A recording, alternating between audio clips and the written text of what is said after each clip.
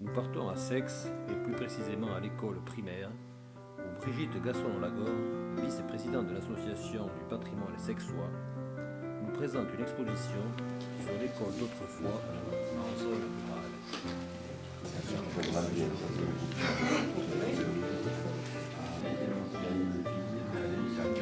Brigitte Gaston-Lagore, donc vice-présidente de Patrimoine Sexois. Alors nous avons conçu cette exposition avec tous les adhérents de Patrimoine pour faire un hommage à l'école laïque et républicaine, mais nous voulions montrer les spécificités de l'école en zone rurale montagnarde. Nous sommes assez contents des retours qui ont été ceux des visiteurs, puisque le public qui a été assez éclectique, assez hétérogène, s'est montré en revanche très enthousiaste. Ça me rappelle surtout des souvenirs d'enfance. Des souvenirs d'enfance, puisque j'ai vécu ici pendant une vingtaine d'années. Donc j'étais à l'école, j'ai retrouvé des photos de l'époque et des anciens camarades. Voilà, donc c'est un côté sentimental qui se réveille, quoi. Voilà. Ça me plaît énormément dans la mesure où mon mari est natif d'ici. Donc son émotion, il me l'a fait passer à moi. Et moi, ça me rappelle aussi mon enfance, puisque ne serait-ce que les plumes, là, ça m'a donné de l'émotion de voir les plumes Bagnolet et Fargeon et tout ça, parce que c'est mon époque aussi.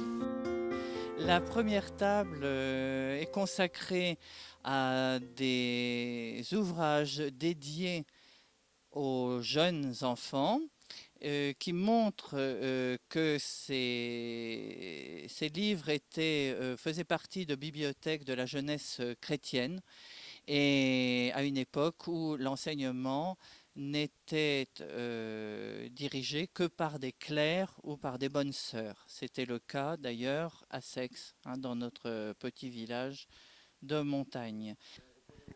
Bon, les romans ne traitent que de sujets édifiants et moralisateurs tels que la bonté, la charité chrétienne. Et sur cette même table, nous voyons toutefois que ces ouvrages ont des couvertures de plus en plus attrayantes et assez colorées. C'est ce qu'on appelle les cartonnages romantiques.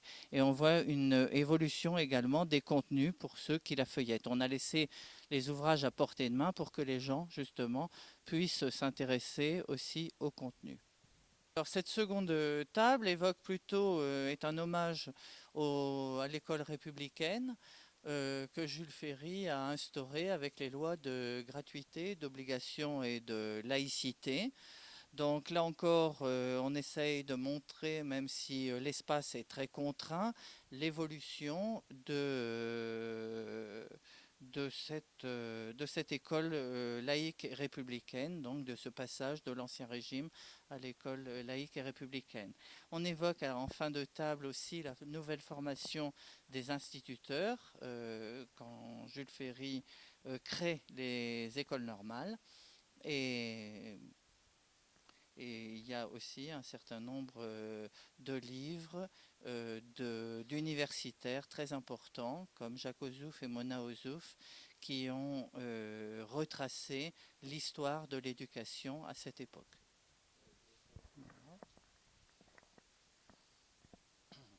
La troisième table évoque justement les spécificités de l'école rurale en zone montagnarde.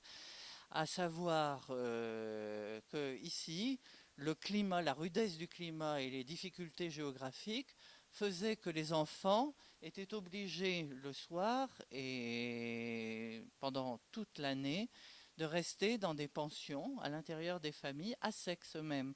Ils habitaient d'autres vallées, donc ils se séparaient de leur propre famille pour venir en pension dans des familles qui les accueillaient tout au long de l'année et qui étaient considérés comme leur seconde famille.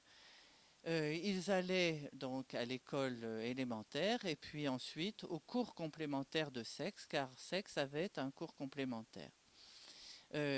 Ensuite, arrivé au niveau de troisième, ils passaient en général le concours de l'école normale pour être instituteur ou bien le concours des postes ou le concours des douanes. hein, et l'école servait réellement d'ascenseur social pour ses élèves. C'est ce que M. Palmade, qui a dirigé pendant quasiment 30 ans le cours complémentaire de sexe, avait fort bien compris, lui qui veillait à la fois à l'école et dans les familles où les enfants étaient accueillis au bon travail des élèves. Donc l'écolière qui est assise à son pupitre, un pupitre d'autrefois, porte les habits qui étaient ceux de l'écolier d'autrefois, et notamment la paire de sabots que l'on chaussait pour aller à l'école. Hein. Devant elle, on disposait un certain nombre de cahiers d'écoliers de sexe, où l'on peut prendre conscience de l'écriture, hein, du travail d'écriture qui était fait, mais aussi du travail en cartographie et du travail de frise et de coloration qui était fait à l'intérieur de ces frises. Voilà. Alors l'école, autrefois, a aussi une dimension fondamentale, c'est la dimension sociale, hein, puisque il y a un temps pour le travail, mais il y a un temps aussi pour le jeu. Nous avons consacré une petite salle aux jeux, aux récitations, aux chants, aux danses qui étaient dispensées à l'école autrefois, en évoquant donc par les quilles, par exemple, les chevaux de bois, les jeux d'osselets également, les toupies, hein, puisqu'il existait différentes sortes de totons, de toupies que l'on lançait, que l'on fouettait, etc. Donc cette salle est une évocation de tous ces jeux qui étaient ceux de l'école autrefois. Il y avait aussi des travaux un peu plus contraignants pour les filles, car on oublie souvent que les filles étaient séparées des garçons. Les filles apprenaient bien sûr la couture. Donc on a mis ici des cahiers assez anciens qui montrent comment ces jeunes filles, toutes jeunes filles, puisqu'elles avaient 12 ans, faisaient des travaux au crochet assez stupéfiants. Et tandis que les garçons, eux, se consacraient plutôt à la peinture.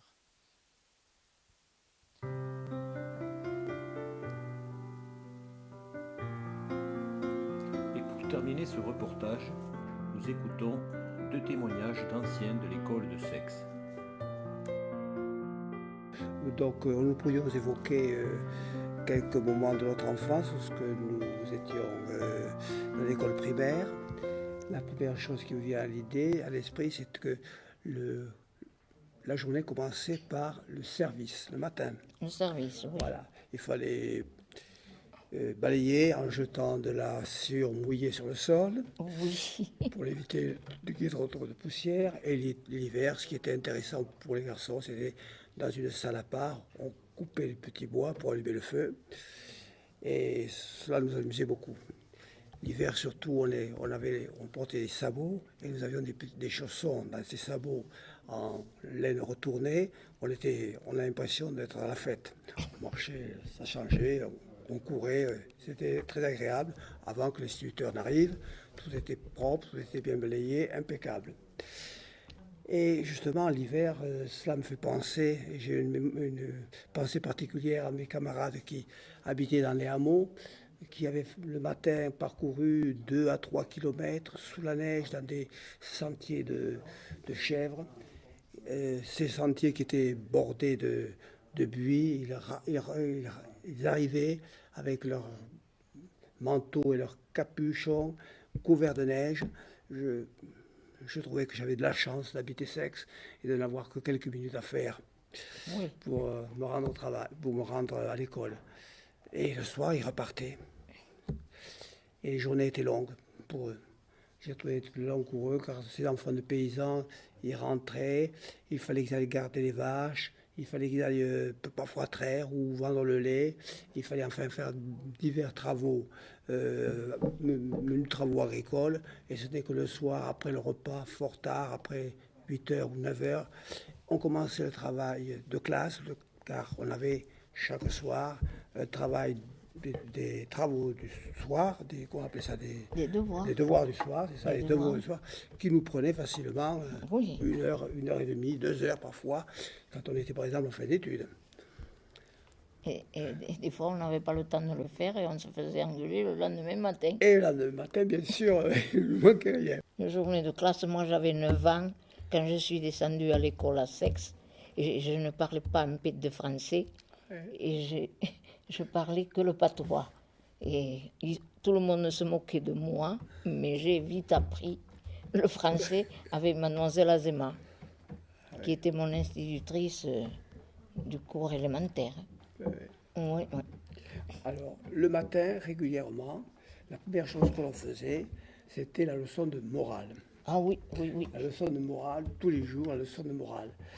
Et 2 lignes, pas voilà. plus. Voilà. Et alors, avec ensuite une lecture du maître ou de la maîtresse, et ensuite une formule, une ligne, enfin pas. Et lorsqu'il y avait plusieurs classes, plusieurs cours, plusieurs classes, alors par exemple, le maître lançait alors les élèves écrivaient la date, et pour occuper le temps, les élèves décoraient la date, décoraient la date. Pendant ce temps, ils lançaient un travail avec, mettons, les plus grands, avec les fins d'études, une leçon qui est de maths qui était démarrée. Et ensuite, les élèves copiaient les maximes, etc. Et ils revenaient à notre groupe, voilà. Donc c'était toute une organisation de s'occuper de plusieurs divisions dans une classe. Et oui, et on avait la récréation aussi, il nous tardait Et vous tardez bien sûr dans la récréation. Alors, en récréation, vous pouvez nous parler un peu de la récréation? Qu'est-ce que vous aviez comme jeu? Est-ce qu'il y avait des jeux particuliers? On jouait à la marelle, les filles. Ah oui. À la marelle. Ouais, Oui, et puis à la corde à sauter. oui. Oui, moi j'ai connu ça. C'est La ça. marelle. Et les garçons aux osselets. Au billes surtout. Aux billes, oui. billes. Aux osselets pas tellement. Et Non. surtout, contre le mur de l'église, on jouait à la porte basque. Ah oui, C'était ça. Enfin, comme dans toutes les écoles de France, il y a des périodes, certains jeux qui apparaissent et qui disparaissent. Voilà, donc nous avions aussi 3-4 jeux. oui. Et les billes, surtout, Voilà. vous autres, les garçons. Oui, Et il faut attendre des années, disons, les années 60 pour que dans les classes, les leçons d'élocution soient au programme. Nous, on ne connaissait pas cela.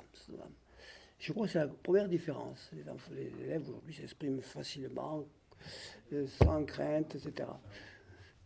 Nous, on n'osait pas. Et vous voyez d'autres différences? d'autres différences. Je vois que les enfants, dès 3 ans, ils savent parler couramment que nous, on ne savait pas à l'époque. Bon. Après, il y avait bien sûr le respect, Oui. la discipline, ça, C'est un peu... c'est frappant envers les enseignants. Encore qu'aujourd'hui, il ne faut pas exagérer, tous les enfants de France ne sont pas irrespectueux par rapport à leurs enseignants. Oui, oui. L'instituteur s'est vissé. Parlons de punition alors un petit peu. Ah, la punition, bien sûr. Dans le coin, Ça paraît... Oui, il y avait un cachot. voilà, on ne peut pas On nous mettait l'imaginer. dedans, Aujourd'hui, on ne peut pas l'imaginer parce que c'était pas inscrit dans les mœurs, c'est pas possible. C'était parfois très difficile. Il y avait des coups de règle, des tirages de cheveux, etc., etc. Bon, mais on n'en voulait pas au maître ou à la maîtresse. Moi, j'avais Monsieur Sobens une fois, et j'avais la queue de cheval, il m'a attrapé la queue de cheval, il m'a tapé sur la table, il avait la queue de cheval. Il était sévère, hein? Ah oui, alors tu devais être pas très, un peu polissonne. Un peu polissonne, oui, parce qu'il ne faisait que nous parler de ses abeilles. Ah, voilà, On en d'accord. avait marre de parler en science. Mais je le sentais dans ces gestes un peu qui nous aujourd'hui on dira violents. Je ne sentais aucune haine, on sentait que c'était pour nous, c'était pour notre bien qu'on en faisait cela. Oui. Et passer ce mauvais moment, ensuite ça se passait très bien avec le maître ou l'institutrice. Oui, oui. Il n'y avait pas de problème. On avait On des ne bons voulait points. pas, Quand on travaillait bien, on avait des bons points. Et voilà, on avait des bons récompenses. Pour terminer ce reportage, Marie-Rose Andreu nous évoque en occitan une des récompenses qu'elle a obtenues lors de sa scolarité.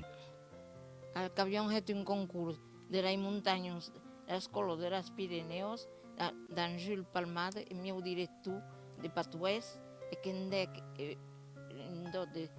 le primer concours, 18 sur 20, curs Marie-Rose a sexe, Jules Palmade.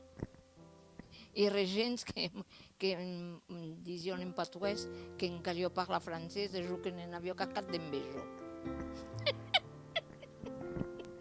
Mi gens un atrapada per a suito perquè que em parlava en francès o que li responia en patuès.